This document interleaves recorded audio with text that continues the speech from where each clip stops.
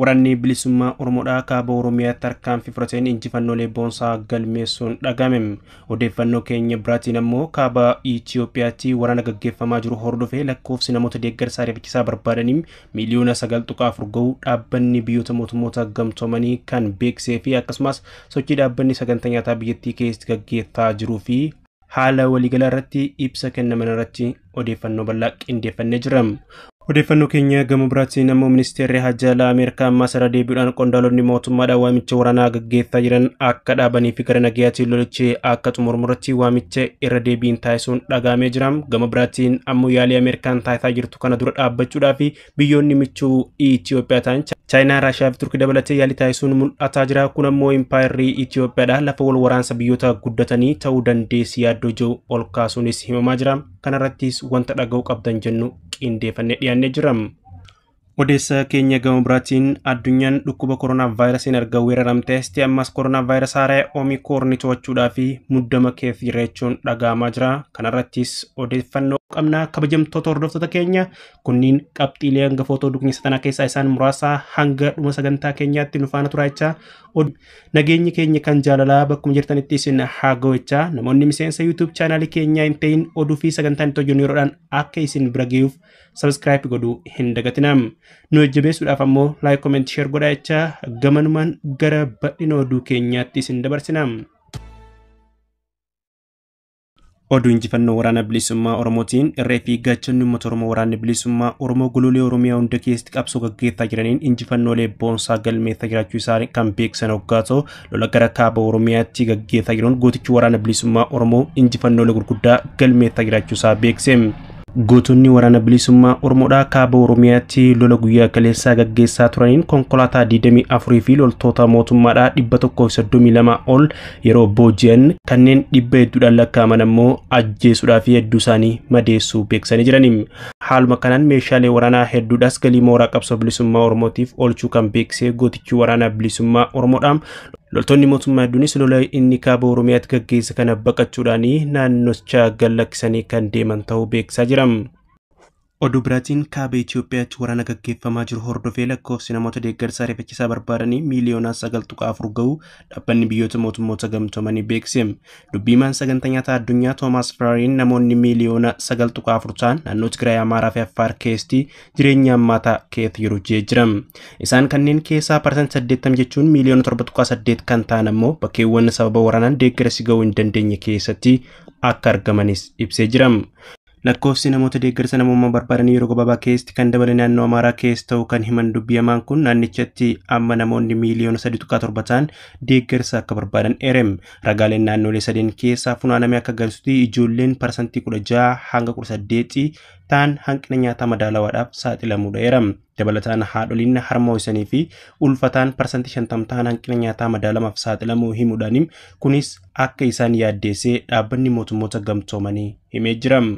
Konkolaattonni nyaata dhaabbanni mootummoota gamtoomanii dhiyeessuu fi kombolcha irraa gara kaaba Tigraayitti eeggalaa jiraachuu kan himan hoggaa ta'u isa itti aanutti nyaata meetirikii toonii lubbuu oolchuu 200 fi 2200 ta'u Maqalee akka ga'u himanim. Sagantaa nyaataa addunyaa naannoo Tigraayitti namoonni miliyoona 2.5 dhaqqabuu qabu keessaa hanga ammaatti kan dhiyeessuu fi dandeenye namoota 180 qofa akka ta'e himam.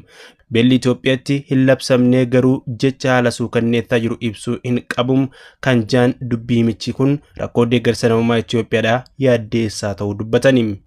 Jalqaba torbaan kanatti namoota 10,000 ta'aniif magaalaa Dasee fi Kombolchaatti nyaata dhiyeessuu kan hime dhaabbanni kun dubbiimaan sagantaa nyaataa addunyaa erga Dasee fi Kombolcha humnoota PLF hin to'atamne yeroo jalqabaatiif deeggarsa dhiyeessuu akka danda'an himaniim. Akkasumas Toomaas Firaariin sagantaa nyaataa addunyaa naannoo Amaaraatti deeggarsa akka dhiyaatu eeyyamaa argatee booda dhaabbatichi qorannoo duraa gaggeesseen qabeenyi guddaan manca'uuman kuusaan isaa keessaa miidhamaa jiraachuu fi saamuu kan hime moggaa ta'u Toomaas hanga ammaatti kaaba Itoophiyaatti dhaabbanni isaanii namoota miliyoona 3.2 ta'aniif deeggarsa nyaataa dhiyeessuu eeraniim.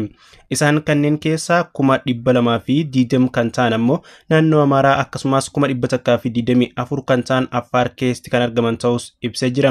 Waraanni kaaba Itoophiyaatti waggaa tokko dura jalqabeem gara naannolee ollaa Amaaraa fi Affaaritti babal'ateem bakkoota hedduun to'annoo fi injifannoo loltoota TDF fi humna walta'iinsa waraana bilisummaa Oromoo harkatti kufaa kan jiraniim. Abiy Ahmed adda waraanatti duuleem guyyaa muraasa keessatti injifannoo addaa galmeessee akka nama deebi'utti masaraa ba'uusaa kan beeksisu ta'us garuu hanga ammaatti wanti qabatamaan lafarratti argame tokkolleen kan hin jirree fi imalli isaa ilmaan hiyyeessaa itti kakaasuudhaa fi fakkeessaa irra darbeemos dhugaa miti jechuudhaan qeeqni gurguddaan irratti kaafamaa kan jiru.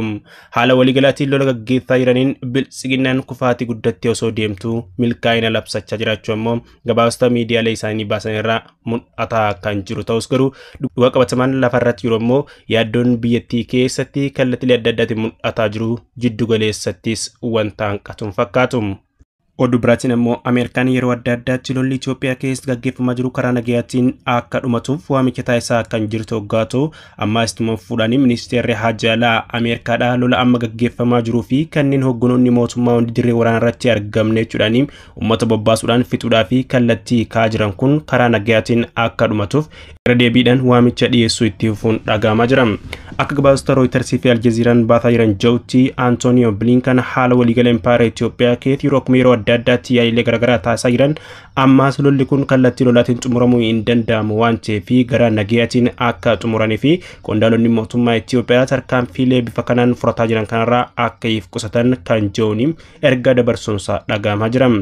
Gama biraatiin ammoo lolli kun hammaatee haala waliigalaatiin Ameerikaan waamicha taasisaa jirtu kana mootummaan Itoophiyaadha kan hin furanne ta'uu fi ibiddi lolaa biyyattii keessatti qabate kan itti fufu yoo ta'e Ameerikaan loltoota isii naannoo san jiruun tarkaanfii fudhachuufis yaalii taasisaa jiraachuun dhagahamaa jira.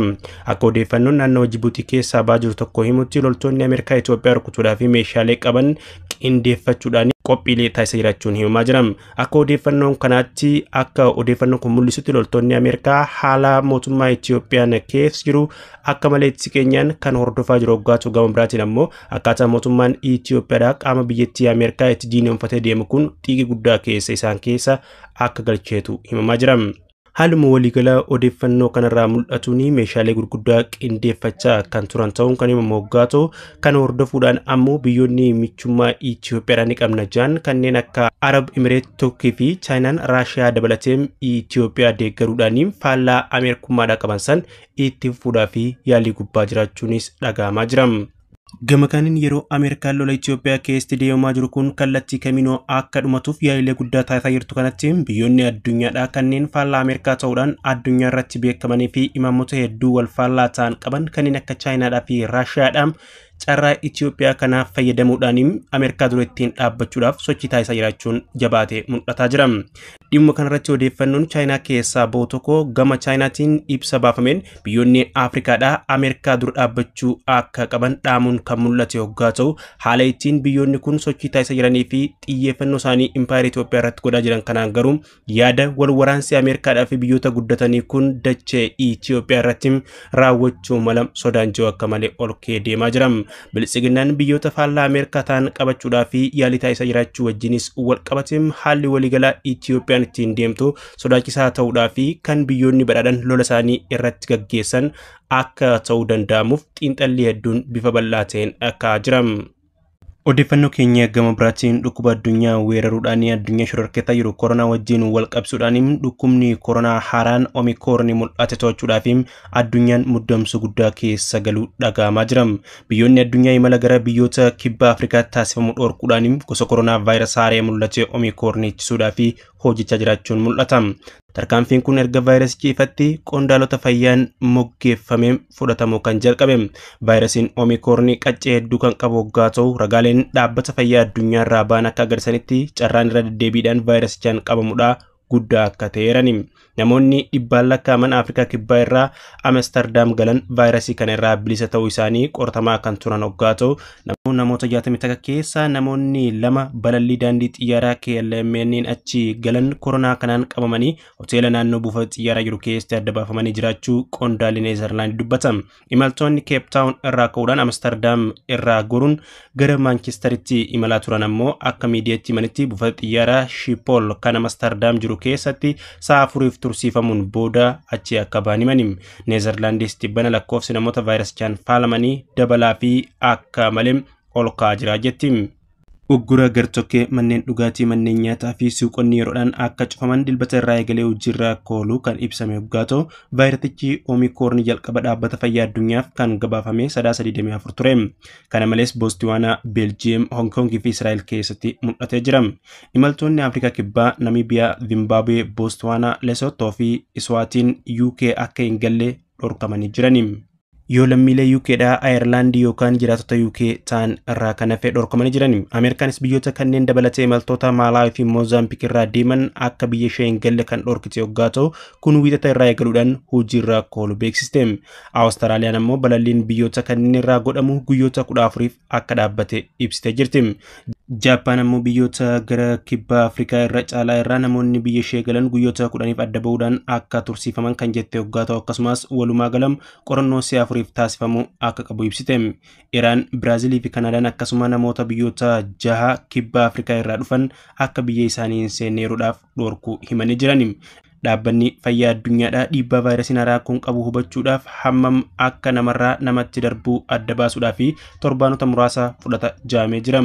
Qondaalonni fayyaa UK ammoo talaallii kennamaa jiruun vaayirasicha haaraa kana irratti sirriitti hojjechuu dhiisuu akka danda'us dubbatanii jiran. Kabajamtoota hordoftoota keenya oduun saatanaaf qabannee dhiyaanne hanganuma waan ta'eef hanga dhuma sagantaa keenyaatti nu faana turuu keessaniif galatoomachaa oduu fi sagantaa itti aanuun hanga deebinee walitti deebinutti yeroo gaarii qabaadhaa.